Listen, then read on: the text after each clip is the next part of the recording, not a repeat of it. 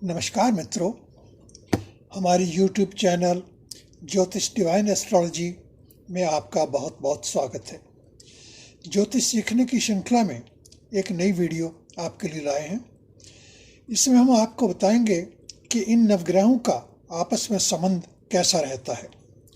कुछ ग्रह आपस में मैत्री का भाव रखते हैं और कुछ शत्रुता का भाव रखते हैं और कुछ संभावना वाले ग्रह भी होते हैं। चलिए आगे बढ़ते हैं।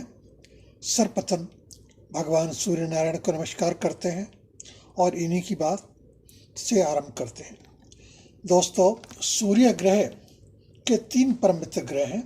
इनके नाम हैं चंद्र, मंगल और बृहस्पति। 2 ग्रह ऐसे हैं जो इनसे शत्रुता का भाव रखते हैं। इनके नाम हैं शुक्र और शनि।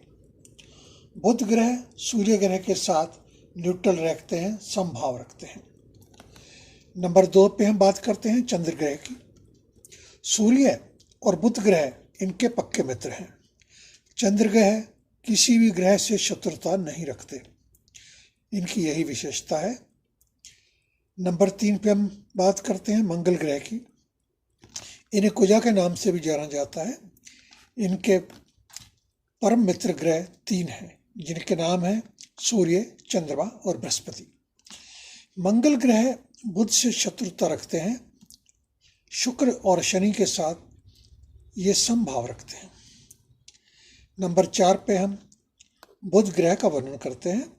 सूर्य और शुक्र ग्रहों के साथ ये मित्रता का भाव रखते हैं, जबकि चंद्रमा के साथ ये शत्रुता रखते हैं।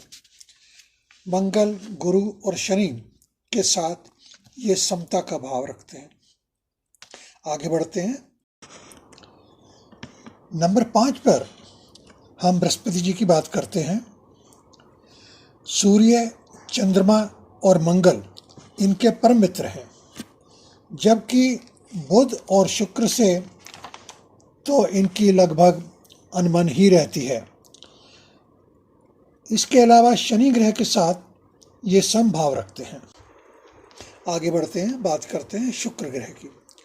बुध और शनि से इनकी मित्रता रहती है, जबकि सूर्य और चंद्रमा से तो ये बैर भावना ही रखते हैं। मंगल और बृहस्पति के साथ इनका समभाव रहता है। नंबर 7 पे हम शनि महाराज की बात करते हैं। बुध और शुक्र ग्रह के साथ इनकी मित्रता रहती है, जबकि सूर्य, चंद्रमा और मंगल को ये अपना शत्रु मानते हैं। बृहस्पति के साथ इनका समभाव रहता है। नंबर 8 पे हम आगे बढ़ते हैं और लेते हैं राहु और केतु को। ये दोनों ग्रह बुध, शुक्र और शनि को अपना मित्र मानते हैं। इसके विपरीत सूर्य, चंद्रमा और बृहस्पति के साथ तो इनकी पूरी शत्रुता की भावना ही रहती है। मंगल ग्रह के साथ इनका समभाव रहता है। यहाँ पे एक बात आपको स्पष्ट कर देना चाहता हूँ कि चंद्रमा का कोई भी ग्रह शत्रु नहीं है। अब ग्रहों की राशियों का आपको रिवीजन करवा देता हूँ, यद्यपि एक पिछली पोस्ट में ये बात हम आपको बता चुके हैं। सूर्य की अपनी राशि सिंह है और चंद्रमा की अपनी राशि कर्क है। बाकी अन्य 5 ग्रहों की 2-2 राशियों के स्वामी हैं। यहाँ पे एक बात नोट कर लें, यहाँ पे हमने राहु और केतु को नहीं लिया है, क्योंकि 2 छाया ग्रह माने जाते हैं। इनकी बात अलग से करेंगे। राशि नंबर 1 और 8 पर मंगल का अधिकार रहता है। राशि नंबर 2 और 7 पर शुक्र महाराज का अधिकार होता है। राशि नंबर 3 और 6 पर बुध ग्रह का अधिकार होता है। राशि नंबर 9 और 12 पर बृहस्पति ग्रह का अधिकार है। राशि नंबर 10 और 11 के स्वामी शनि महाराज को माना जाता है। तो ये बात हुई ग्रहों के स्वामियों की बात। और अब आगे बढ़ते हैं, कुछ और ग्रहों के बारे में बात कर लेते हैं। सभी ग्रहों को 5 अवस्थाओं में विभक्त किया जाता है। जैसा कि आप जानते हैं कि एक राशि में टोटल 30 डिग्री होती हैं। और अगर कोई भी ग्रह 0 से 6 डिग्री के बीच में है तो यह बाल अवस्था कहलाती है। इस अवस्था में कोई भी ग्रह 25% से ज़्यादा परिणाम आपको नहीं दे सकता।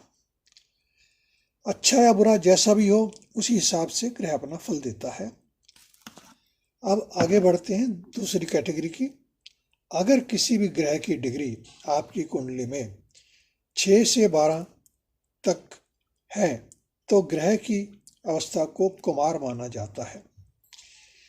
यहाँ पर जो भी ग्रह होगा वो आपको 50% तक का परिणाम देता है। अच्छा होगा या बुरा होगा ये आपकी कुंडली में ग्रह पर डिपेंड करता है। अगली कैटेगरी आती है 12 से 18 डिग्री तक। इस डिग्री के बीच में अगर ग्रह होते हैं तो इनको युवा अवस्था में माना जाता है। और जो भी ग्रह युवा अवस्था में होता है वो आपको 100% परिणाम देने की क्षमता रखता है। परिणाम अच्छा होगा बुरा होगा कैसा होगा ये तो कुंडली पे निर्भर करता है, ग्रह पे निर्भर करता है, उसकी जैसी भी स्थिति हो उससे हिसाब लगाया जाता है। आगे चलते हैं। अगर ग्रह की डिग्री 18 से 24 के बीच में है तो यह वृद्ध अवस्था कहलाती है और इस स्थिति में परिणाम बहुत ही कम मिलता है। आगे अगर डिग्री 24 से 30 के बीच में आती है तो यहाँ पे ग्रह की शक्ति बिल्कुल क्षीण हो जाती है और इस ग्रह को मृत अवस्था में माना जाता है।